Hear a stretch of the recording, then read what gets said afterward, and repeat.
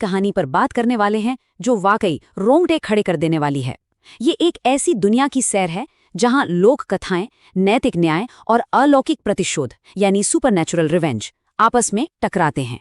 कहते हैं ना कि इंसान अपने अतीत से भाग सकता है लेकिन उसके साए पीछा नहीं छोड़ते, और इस कहानी में एक अघोरी साधु और किन्नर समुदाय का एक ऐसा गहरा रहस्य है जो मौत की सीमाओं को भी पार कर जाता है। तो चलिए बिना किसी देरी के शुरू करते हैं। शुरुआत करते हैं इस बहुत ही गहरी बात से। कर्म कभी सवाल नहीं करता, वो बस इंतजार करता है। जो आग किसी और के लिए जलाई जाती है वही आग एक दिन अपना हक मांगने लौटती है ना डरावना? लेकिन ये सच भी है। कर्म का कोई चेहरा नहीं होता, ना ही वो कोई सफाई मांगता है। वो बस एक मूक दर्शक की तरह सही समय का इंतजार करता है। और यही विचार हमारी आज की पूरी कहानी का बेस है। ये सिर्फ एक कहावत नहीं है, बल्कि आगे जो भयंकर तूफान आने वाला है ना, उसकी एक बहुत बड़ी चेतावनी है। अब जरा इस सीन की कल्पना कीजिए।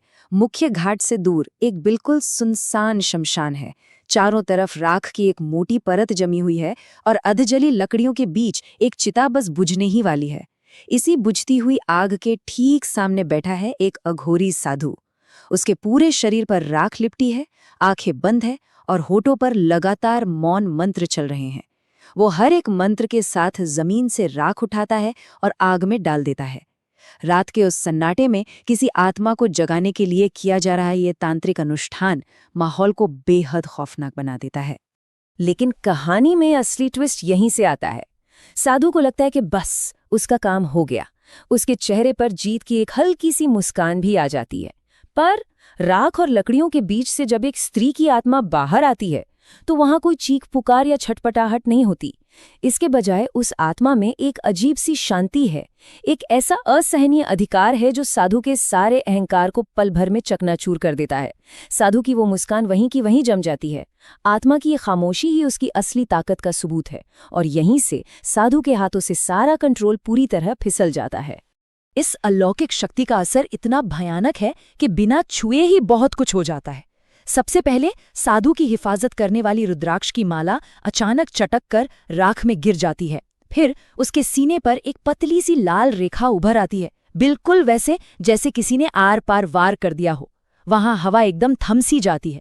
साधु बुरी तरह हाँफते हुए ठंडी जमीन पर गिरता है और बेहोश हो जाता है। और जब उसे होश आता है, आत्मा तो जा चुकी होती है, लेकिन उसका खौफ अपनी चरम सीमा पर होता है।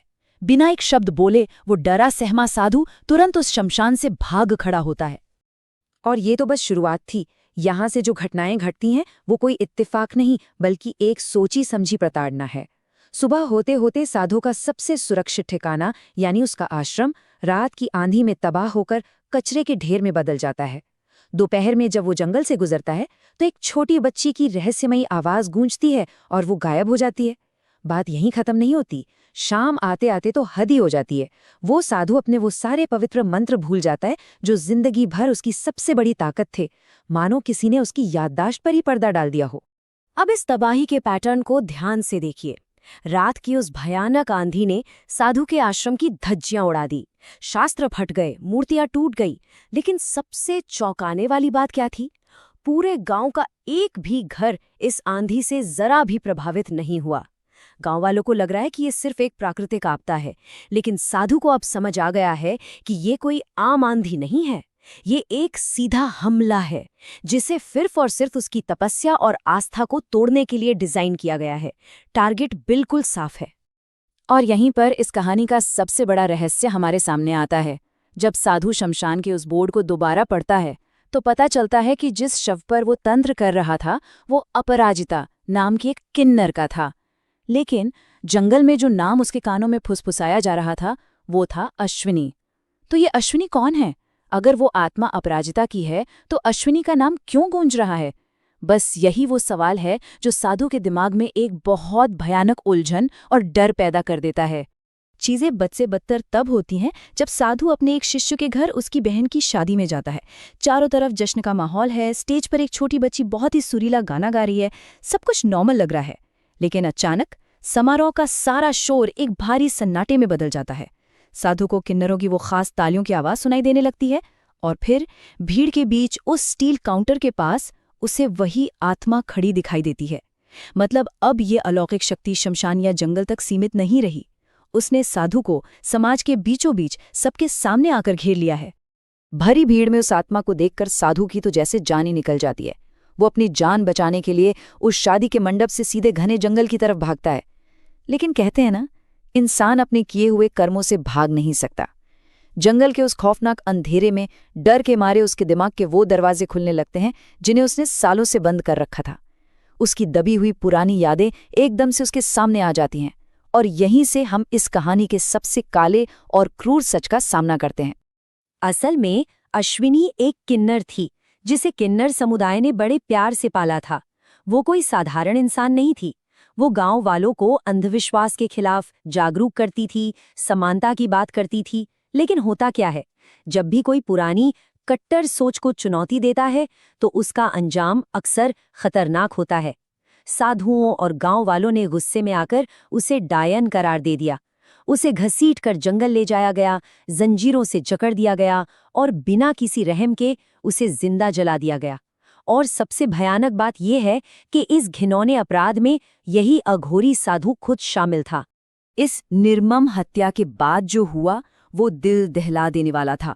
अपनी बच्ची अश्विनी को अपनी ही आंखों के सामने जलता हुआ देखकर किन्नर समुदाय तड़प उठा। उनके दर्द और आक्रोश की कोई सीमा नहीं थी। तालियां बजाते हुए एक किन्नर ने उस गांव को एक भयानक श्राप दिया, और ये सिर्फ गुस्से में बोले गए कुछ शब्द नहीं थे। ये वो गहरा दर्द था जिसने आने वाली पूरी तबाही की नींव रखती थी। उन्होंने साफ साफ कहा कि ये श्राप इस पूरे गांव को निगल जाएगा और सब कुछ राख में मिला देगा। और वो श्राप आखिरकार सच साबित हुआ। उधर जंगल से साधु जब पलटकर शादी के मंडप की तरफ देखता है तो वहां अचानक एक भयंकर शॉर्ट सर्किट होता है। पलक झपकते ही एक बहुत बड़ा धमाका होता है और पूरी जगह भयानक आग की लपटों में घिर जाती है। वो खुशी का माहौल एक ही झटके में चीखों और तबाही में बदल जाता है।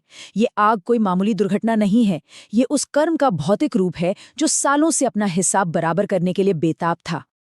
अब जरा इस स्थिति के विरोधाभास को देखिए।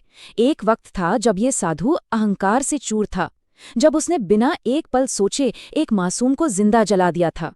और आज वही साधु अपराजिता की आत्मा के सामने घुटनों के बल पड़ा है।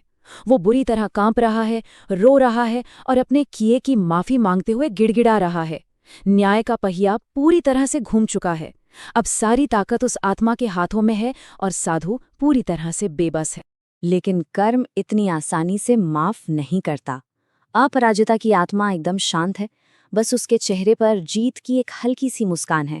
बिना छुए अपनी अलौकिक शक्ति से उस साधु को हवा में उठा लेती है और फिर उसे बेरहमी से घसीटते हुए उसी शमशान की तरफ ले जाती है जहां से ये पूरी कहानी शुरू हुई थी। रास्ते में साधु की बची खुची रक्षा करने वाली रुद्राक्ष की मोतियां भी एक एक करके टूटकर गिर जाती हैं। मतलब अब ना कोई भगवान और ना ही कोई मंत्र उसे उसके कर्मों की सजा से बचा सकता है। आत्मा उस बेबस साधु को हवा में उछालती है और वो सीधा शमशान की उसी जगह पर जाकर गिरता है जहां अपराजिता का दाह संस्कार हुआ था। लेकिन अब वो वहां अकेला नहीं है। वहां पहले से ही किन्नर समुदाय की कई आत्माएं एक घेरा बनाकर खड़ी हैं। ये मंजर सच में रूह कंपा देने वाला है। उन आत्माओं के अंदर वही पुराना क्रोध और बदले की आग धधक रही है। अब बचने का कोई रास्ता नहीं है। साधु उन आत्माओं के बीच पूरी तरह घिर चुका है जिन्हें उसने कभी असहनीय दर्द दिया था। न्याय का चक्र अब अपना चक्कर पूरा कर चुका है। साधु लगातार रोते हुए चीख रहा है, मुझे माफ कर दो। लेकिन जिस तरह उन्होंने कभी अश्विनी की चीखों को अनसुना कर दिया था, आज उसके लिए भी कोई दया नहीं है। अपराजिता आगे बढ़ती है और चंदन की लकड़ी के एक जलते हुए टुकड़े को साधु पर गिरा देती है। अगले ही पल साधु उसी तरह जिंदा जलने लगता है जैसे उसने अश्विनी को जलाया था। उसकी चीखें शमशान की हवा में गूंज उठती हैं और अतीत का वो खौफनाक अपराध वर्तमान के इस भयंकर न्याय के साथ हमेशा के लिए पूरा हो जाता है। तो अंत में सोचने वाली बात यह है कि जब नफरत की आग जलाई जाती है तो क्या कोई इंसान सच में अपने ही कर्मों की राख से बचकर भाग सकता है? ये कहानी सिर्फ एक अलौकिक या डरावनी घटना नहीं है। ये न्याय और कर्म के सिद्धांत का एक बहुत ही कड़ा सच है। अगर कोई जानबूझकर किसी के लिए विनाश की आग लगाता है तो ब्रह्मांड में ऐसी कोई जगह नहीं जहां वो छिप सके। कर्म अपना हिसाब जरूर लेता है, चाहे उसमें कितना भी वक्त क्यों ना लग जाए। इसी गहरे विचार के साथ हमारा आज का ये विशेष विश्लेषण यही समाप्त होता है। इस सफर में हमारे साथ बने रहने के लिए बहुत बहुत धन्यवाद।